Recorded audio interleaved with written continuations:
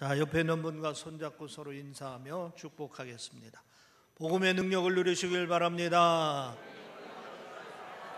예수님의 십자가의 승리는 당신의 승리입니다. 하나님은 당신을 사랑하십니다. 하나님께 감사합시다. 아멘. 하나님께 감사하시기를 주의 이름으로 축원합니다. 이제 한 해가 마무리되는 12월 달이 됐습니다. 우리가 유종의 미를 거둬야 되겠는데 유종의 미를 거두는 차원에서 우리가 기도하며 풀어야 될 것은 풀고 한 해를 넘기시기를 바랍니다. 용서해야 될 것은 용서하고 맺혀있던 마음들은 풀고 그리고 새해 새 마음으로 우리가 시작해야 될 줄 믿습니다. 용서하시길 바랍니다. 절대로 용서할 수 없다고 마음 먹고 또 마음 먹고 했던 마음을 하나님 앞에 내놓고 이제 용서하게 하여 주시옵소서. 그리고 기도하고 풀고 가시기를 주의 이름으로 축원합니다. 열왕기 하는 분열 왕국의 중반기부터 남왕국의 멸망까지 역사를 기록해 놓은 책입니다. 그 중에서도 2장에서부터 13장에 이르는 전반부 대부분이 선지자 엘리사에 관한 이야기를 기록하고 있습니다. 그래서 열왕기 하의 전반부의 중심 인물 하면은 엘리사를 꼽을 수가 있는 겁니다. 그런데 엘리사 사역을 우리가 살펴보면은 거의 이적과 연관이 되어 있습니다. 특히 오늘 본문을 포함한 4장에서 엘리사가 행한 이적이 5가지가 기록이 되어 있습니다. 그리고 이어서 5장, 6장에는 이적이 계속해서 이어지고 있습니다. 여기서 우리가 한 가지 주의 깊게 생각해 봐야 될 것이 있습니다. 왜 엘리사 사역에는 이런 많은 이적이 따라왔는가? 왜 하나님께서 이 시대에 특별한 이적들을 이렇게 많이 허락해 주셨는가 하는 그 이유를 우리가 생각해 봐야 됩니다. 엘리사가 사역하던 시기를 살펴보겠습니다. 일반적으로 북왕국 7대 왕 아합 왕과 그 뒤를 이은 8대 왕 아하시아 왕과 9대 왕 여호람 왕, 이 세 왕이 통치하던 시기를 아합 왕조 시대라 이렇게 불렀습니다. 그런데 하나님 보시기에 이 아합 왕조 시기에는 이스라엘 역사상 가장 악했던 시기입니다. 영적으로 우상을 섬기는 것이 극심했고 백성들을 박해했고 백성들을 강제로 이제 우상을 섬기도록 끌어갔습니다. 또 하나님의 종들을 심하게 박해했습니다. 그리고 사회는 타락할 대로 타락했고 권력층은 부패할 대로 부패는 극에 달했고 정의를 찾아볼 수가 없는 그러한 시대입니다. 하나님께서는 이런 아합 왕조를 버리겠다 이렇게 말씀하셨습니다. 그리고 타락한 권력층을 징벌하겠다 이렇게 말씀하셨습니다. 그러나 이 시대에 박해로 고통받고 또 가난으로 신음하고 있는 이스라엘 백성들에게 특별히 긍휼을 베푸셨습니다. 저들을 돌보시고 따뜻한 사랑으로 이제 저들을 돌봅니다. 바로 이 일을 위해서 하나님께서 엘리사를 이 시대의 선지자로 세우신 것입니다. 왕이 외면하고 권력층에 착취당했던 이스라엘 백성들을 돌보기 위해서 하나님께서 엘리사 선지자를 보내신 것입니다. 그러나 엘리사는 돈도 없고 권력도 없었습니다. 저들을 보살필 만한 특별한 방법이 없었습니다. 그래서 하나님께서는 엘리사에게 특별한 능력을 주셨고 그리고 이적을 행하게 함으로써 이스라엘 백성들을 돌보도록 하셨다 하는 것입니다. 그래서 유독 엘리사 시대의 엘리사 사역에는 이적이 많이 있었던 것입니다. 결국은 엘리사가 행한 이적은 하나님께서 이스라엘 백성들을 돌보기 위한 특별한 은혜였었다 하는 것을 우리가 발견하게 되는 것입니다. 오늘 본문은 엘리사 선지자가 행한 이적들 가운데의 한 이야기입니다. 이적 안에 하나님께서 하나님의 백성들을 보살피는 특별한 은혜가 있습니다. 오늘 본문 말씀이 어떤 내용입니까?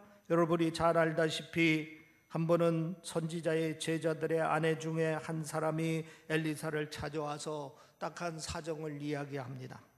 남편이 빚을 지고 죽었습니다. 빚쟁이가 된 이제 과부인데 또 그 빚을 진 빚쟁이가 와가지고서 두 아들을 종으로 데려가겠다 하는 얘기입니다. 딱한 사정은 들은 엘리사는 뜻밖의 질문을 합니다. 내 집에 지금 남아있는 것이 무엇이냐? 그러니까 이 과부가 이렇게 얘기했습니다. 기름 한 병이 남아있나이다. 그러니까 또 엘리사가 하는 얘기가 그럼 이웃에 가가지고 빈 그릇을 빌려오는데 가급적 많이 빌려와라 하는 얘기입니다. 그래서 그릇을 빌려오라고 해가지고 빌려왔습니다. 그리고서 이제 또 엘리사가 하는 얘기가 빈 그릇을 이제 집에 있는 한 병에 기름을 갖다 부으라 이런 얘기입니다. 그래서 한 그릇을 채웠습니다.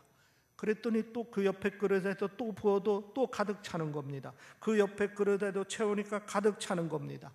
빌려온 모든 그릇을 다 채우도록 기름이 넘치도록 계속해서 나오는 것입니다. 이제 엘리사가 하는 얘기가 그 기름을 팔아가지고 빚을 갚고 그리고 나머지 돈 가지고는 생활을 하도록 하라 하는 얘기입니다.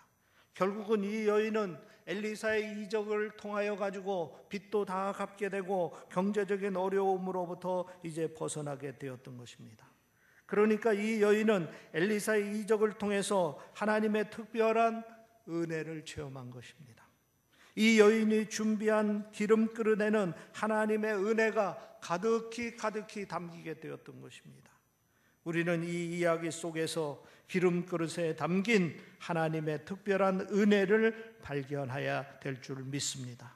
그 은혜를 오늘 이 시간에 세 가지 측면에서 말씀을 드리도록 하겠습니다. 첫 번째는 뭐냐? 구하는 자에게 주시는 은혜입니다. 따라서 합시다. 하나님은 구하는 자에게 은혜를 주신다. 하나님은 이 여인의 이야기를 통하여 가지고 바로 이 메시지를 우리에게 지금 말씀하고 계신 것입니다. 구하는 자에게 은혜를 주시는 분이 바로 하나님이시라 하는 얘기입니다. 오늘 본문 1절 말씀에 보면 이렇게 시작됩니다. 선지자의 제자의 아내 중에 한 여인이 엘리사에게 부르짖어 이르되 선지자의 제자의 아내 중에 한 여인이 엘리사에 와가지고 부르짖으며 호소했다 하는 얘기입니다. 이 말씀은 엘리사 선지자가 이적을 행하게 된 동기를 말해줍니다. 바로 여인의 이 간절한 청이 이제 있었기 때문에 엘리사가 기적을 베풀었고 그 기적을 통해서 이제 문제를 해결해 주었다 하는 얘기입니다. 다시 말씀드리면은 구하는 자에게 하나님께서 은혜를 주셨다는 사실을 증거하고 있는 것입니다. 여기서 선지자 제자의 아내란 누구를 말하는 겁니까? 사무엘 선지자 시대에는 이스라엘의 선지자를 양성하는 학교가 있었습니다. 그 선지자 제자란 이 학교의 학생을 뜻하는 겁니다. 그리고 제자의 아내라는 것은 뭐냐? 이 학교 학생 가운데 결혼한 사람이 있는데 그 결혼한 사람의 아내라 하는 얘기입니다. 그러니까 요즘 말로 얘기하면은 남편이 신학교를 다니고 사역을 하고 있는 교육전도사 3호쯤 되는 사람인 것입니다. 그런데 이 여인에게 딱한 사정이 생겼습니다. 남편이 빚을 지고 죽었는데 빚쟁이가 찾아와가지고 돈을 갚지 못하면은 두 아들을 데려다가 종으로 삼겠다 하는 것입니다. 남편이 주의 종이 되겠다고 선지자 학교에 들어가 공부하는 중에 생활고를 견디지 못하고 빚을 졌을 것입니다. 그런데 무슨 이유인지 모르지만은 이 선지자 학교의 학생이 갑자기 죽은 것입니다. 이 여인은 남편을 잃었고 그리고 슬픈 과부가 되어서 살 길이 막막한데 이제 두 아들까지 종으로 빼앗길 수밖에 없는 상황이 되었습니다. 그래서 엘리사 선지자를 찾아가가지고 부르짖으며 호소한 것입니다. 당시 아합 왕조가 다스리던 북왕국 이스라엘에는 우상 숭배가 창궐했습니다. 반대로 하나님의 종들은 극심한 박해를 받았습니다. 이런 상황 속에서 선지자가 되겠다고 선지자 학교에서 공부하는 학생들의 형편은 아주 어려웠을 것입니다. 아마도 학생들의 가정마다 딱한 사정이 많이 있었을 것입니다. 그런데 그 많은 여인들 가운데 유독 이 여인만이 엘리사 선지자를 찾아와서 간청을 했던 것입니다. 그래서 이 여인만 특별한 은혜를 받게 되었다 하는 것입니다. 믿으시기를 바랍니다. 하나님께서는 구하는 자에게 큰 은혜를 주시는 분입니다. 오늘도 마찬가지입니다. 우리가 하나님 앞에 나가 열심히 구하면은 하나님께서는 우리에게 특별한 은혜를 베풀어 주십니다. 우리 가운데 오늘 본문의 여인처럼 구하는 사람들이 있습니다. 새벽마다 주의 전에 나와서 매일매일 같은 기도 제목을 가지고 간절히 기도하는 분들이 있습니다. 또 금요 덕이 기도에 나오셔서 기도의 제목을 가지고 간절히 기도하는 분들이 있습니다. 또 자신의 딱한 사정을 가지고 시간을 정해놓고 하나님 앞에 기도하는 사람들이 있습니다. 이런 모든 기도에 우리 하나님께서 귀를 기울이고 응답해 주실 줄 믿습니다. 왜? 하나님은 구하는 자에게 은혜를 베풀어 주시는 분이기 때문입니다. 요한복음 16장 24절 말씀에 예수님께서 이와 비슷한 얘기를 합니다. 지금까지는 너희가 내 이름으로 아무것도 구하지 아니하였으나 구하라, 그리하면 받으리라, 너희 기쁨이 충만하리라. 지금까지는 너희가 구하지 않았지만은 지금서부터라도 열심히 구하면은 그 구하는 대로 반드시 응답을 받으리라 하는 약속의 말씀인 것입니다. 우리 가운데 엘리사 선지자 앞에 나오지 않던 많은 선지자의 제자의 아내들처럼 딱한 사정이 있지만은 아직 기도의 자리에 나오지 못하고 있는 사람들이 있습니다. 나는 한 번도 기도다운 기도를 드려본 적이 없다. 나는 하나님 앞에 죄가 많아서 나는 오랫동안 기도에 쉬고 있었다. 나 같은 사람의 기도도 들어줄까? 이런저런 생각 때문에 기도를 하지 못하고 있는 분들이 있습니다. 여러분, 이 시간 주께서 말씀하시는 약속의 말씀을 믿고 지금부터라도 구하시기를 바랍니다. 지금부터라도 구하면 하나님께서 그 기도를 들어주시겠다 하는 말씀인 것입니다. 구하면 받게 되는 줄 믿으시기를 바랍니다. 여러분, 열심히 구하시기 바랍니다. 그리고 한 걸음 하나님 앞에 나아가서 간절한 마음으로 부르짖으며 여러분의 딱한 사정을 말씀하시기를 바랍니다. 나의 힘으로 도저히 해결할 수 없는 문제들을 가지고 있으면 더욱더 하나님 앞에 구하시기를 바랍니다. 왜? 하나님은 기적의 하나님이시기 때문에 나의 힘으로 해결할 수 없는 것까지도 해결해 주심을 믿고 지금부터라도 구하면 우리가 해결받을 수가 있는 것입니다. 믿으시기를 바랍니다. 그 다음에 두 번째로는 믿음의 분량대로 받는 은혜가 있습니다. 엘리사가 이 여인의 간청을 받고 보인 반응이 의미심장합니다. 내 집에 있는 것이 무엇이냐? 이렇게 물었습니다. 가난하지만 집에 그래도 남아있는 것이 무엇이냐고 물었던 것입니다. 여인이 기름 한 그릇 외에 아무것도 없다고 대답했습니다. 이번에는 이웃에 가서 그릇을 빌리라고 명합니다. 그것도 할 수 있는 대로, 빌릴 수 있는 대로 다 빌려오라, 이런 얘기입니다. 이 여인은 영문도 몰랐습니다. 왜 기름밖에 남지 않았다고 이야기를 하는 그런 상황 속에서 왜 너희 집에 있는 것이 무엇이냐 묻는지도 몰랐고, 또 가서 왜 빌려오라고 하는지도 몰랐습니다. 그저 묻는 대로 대답했고, 그리고 명령하는 대로, 시키는 대로 했을 뿐입니다. 이번에는 두 아들을 함께 집으로 들어가서 문을 닫고 그 모든 그릇에 기름을 부으라고 명했습니다. 여인은 두 아들의 도움을 받아서 집안에 있는 그릇과 빌려온 그릇 모두를 챙겨서 부엌으로 갔습니다. 그리고 겨우 한 병 남은 들고 그 그릇에 하나하나 붓기 시작했습니다. 놀랍게도 그릇을 가득 채웠는데 또 다른 병을 또 채우게 됩니다. 다음 병을 또 채우게 됩니다. 빌려온 모든 그릇을 다 붓고서도 기름이 남았다 하는 얘기입니다. 자기가 준비한 그릇 모두 다 기름으로 채울 수 있었던 것입니다. 우선 이 여인과 두 아들은 이 이적을 보고 정말 놀랐을 것입니다. 또 다른 한편으로는 후회를 했을지도 모릅니다. 왜냐? 이럴 줄 알았다면 내가 좀 더 많이 더 빌려올 걸 하는 그러한 후회도 했을지 모르는 겁니다.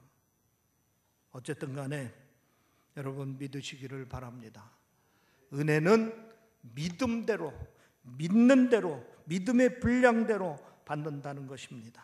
큰 믿음으로 큰 그릇을 준비한 사람은 큰 은혜를 받는 것이고, 작은 믿음으로 작은 그릇을 준비한 사람은 작은 은혜만 받게 되는 것이고, 믿음이 없어서 그릇을 준비하지 않는 사람은 아무 은혜도 받지 못하는 겁니다.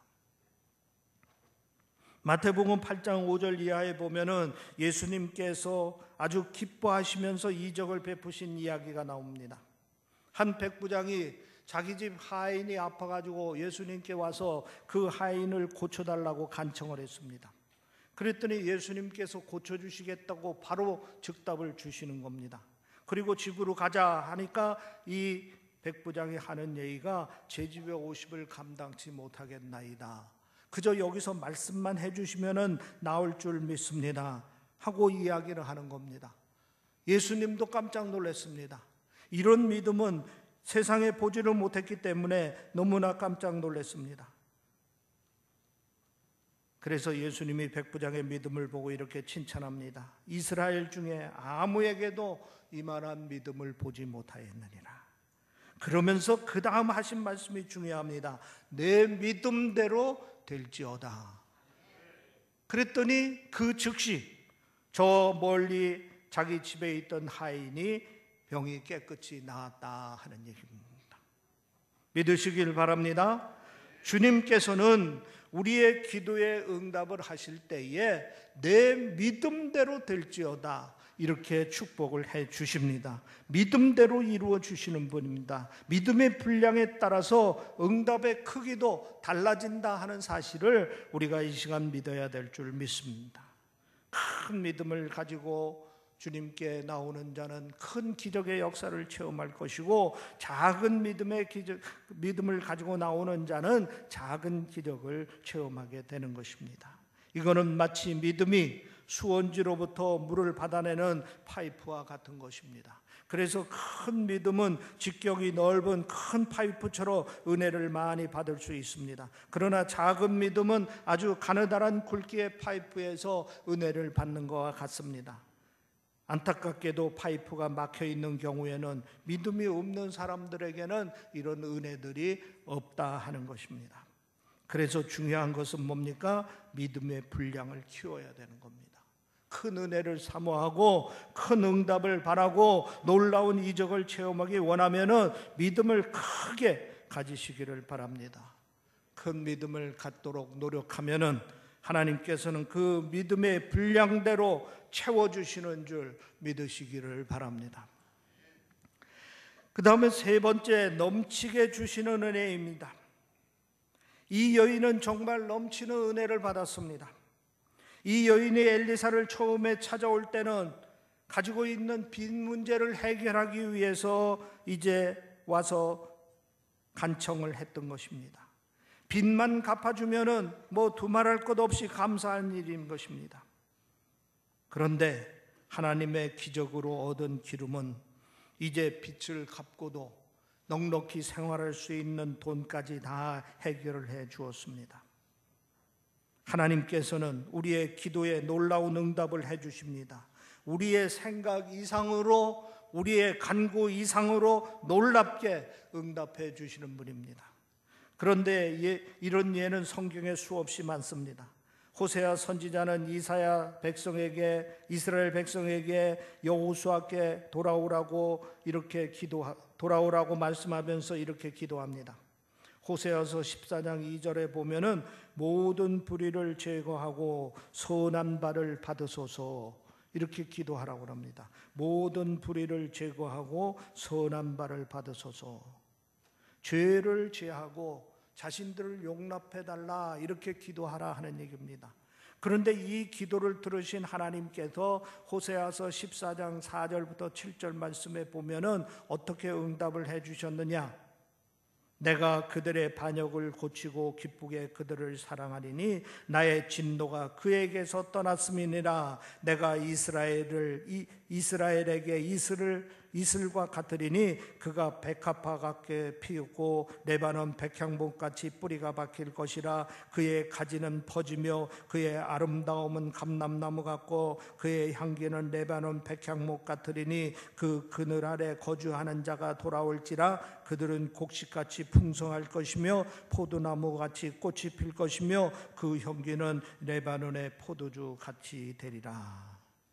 기도는 그저 죄를 용서해 주시옵소서, 우리를 받아주시옵소서 이렇게 간단히 기도했는데 하나님께서 응답은 사방의 모든 것들을 다 모아가지고 한꺼번에 다 이루어 주시는 그러한 축복을 해주시는 것을 볼 수가 있습니다. 하나님께서 용서와 용납을 구한 이스라엘 백성들의 기도를 들으시고 이렇게 넘치게 응답하여 주시는 것입니다. 또 열왕기상 3장 솔로몬의 기도와 하나님의 응답에 대한 이야기입니다. 여러분이 잘 알다시피 솔로몬이 이제 왕이 되고 제일 처음에 한 일이 하나님 앞에 일천번제를 드린 겁니다. 그랬더니 하나님께서 꿈에 나타나서 내가 내게 무엇을 해줄꼬 하고 구하라고 그랬습니다. 이때에 솔로몬은 이제 이 백성들을 잘 치리할 수 있도록 지혜를 달라고 구했습니다. 그랬더니 하나님께서 어떻게 응답해 주셨는지 압니까?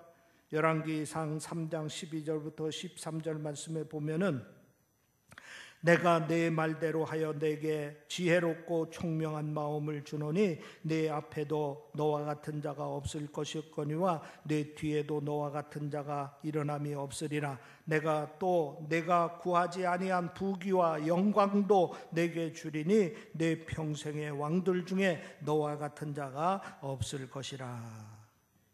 하나님께서 솔로몬이 구한 지혜를 주셨을 뿐 아니라 또 더 넘치도록 솔로몬이 구하지 아니한 부귀와 영화까지도 넘치도록 주시는 것을 보게 되는 겁니다. 그것도 일시적으로 주시는 것이 아니라 이 이스라엘 왕 중에 전무후무하게 그 모든 것을 경험하지 못한 그렇도록 넘치도록 하나님께서 허락해 주시는 겁니다. 또 신약에도 그런 예가 수없이 많습니다. 마태복음 9장에 보면은 중풍병자 한 사람이 친구들에 의해서 침상에 들려옵니다. 친구들이 이 중풍병자를 고쳐달라고 청했습니다. 그런데 예수님께서 먼저 하시는 말씀이 소자야 안심하라 내 죄를 사함 받았느니라 하고 죄의 문제를 먼저 해결해 주셨습니다. 그리고 나서 하시는 말씀이 일어나 내 침상을 가지고 집으로 가라 말씀하셨습니다. 중풍병자는 그저 병 낫기만 구했는데 예수님께서는 병도 고쳐주셨고 또 그 죄사함도 해결해 주셨다 하는 얘기입니다. 육체적인 것만 고치신 것이 아니라 영혼까지도 이렇게 고쳐주셨다 하는 것입니다. 이러한 경험을 토대로 해서 사도 바울은 에베소서 3장 20절 말씀에 이렇게 고백하고 있습니다. 우리 가운데서 역사하시는 능력대로 우리가 구하거나 생각하는 모든 것에 더 넘치도록 능히 하실리. 우리가 생각하는 것 이상으로 더 넘치도록 은혜를 베풀어 주신다 하는 고백인 것입니다. 여러분, 주님께서는 우리의 기도를 응답해 주시는데 이렇게 넘치도록 응답해 주시는 줄 믿으시기를 바랍니다. 이것은 기도해 본 사람은 누구나 다 공감할 수 있는 이야기인 것입니다. 이제 결론적으로 말씀을 드립니다. 오늘 본문은 하나님께서 엘리사 선지자를 통해서 선지자 제자의 아내 중 한 여인에게 베푸신 은혜에 관한 이야기입니다. 하나님은 이 이야기를 통해서 우리에게 말씀을 하고 계십니다. 그 첫 번째는 뭐냐? 이 여인처럼 기도의 제목을 가지고 주님 앞에 나오라 이런 얘기입니다. 간구하는 자에게 은혜를 베푸시겠다 하는 말씀인 것입니다. 여러분 기도의 제목을 가지고 주님 앞에 나가시기를 바랍니다. 우리 하나님께서 그 기도를 들으시고 응답해 주실 줄 믿습니다. 또 두 번째로는 구할 때 큰 믿음을 가지고 구하라 하는 얘기입니다. 믿음의 분량대로 채워주시니 큰 믿음을 가지고 구하라 하는 말씀인 것입니다. 그리고 넘치게 은혜를 베풀어 주시겠다 하는 약속의 말씀이 이 이야기 속에는 포함이 되어 있는 겁니다. 이와 같은 사실을 믿고 여러분들도 구하고 또 구하고 큰 믿음으로 구하고 큰 은혜를 응답받는 여러분들이 되기를 주의 이름으로 축원합니다. 기도하겠습니다. 아멘. 할렐루야. 아버지 하나님 감사합니다.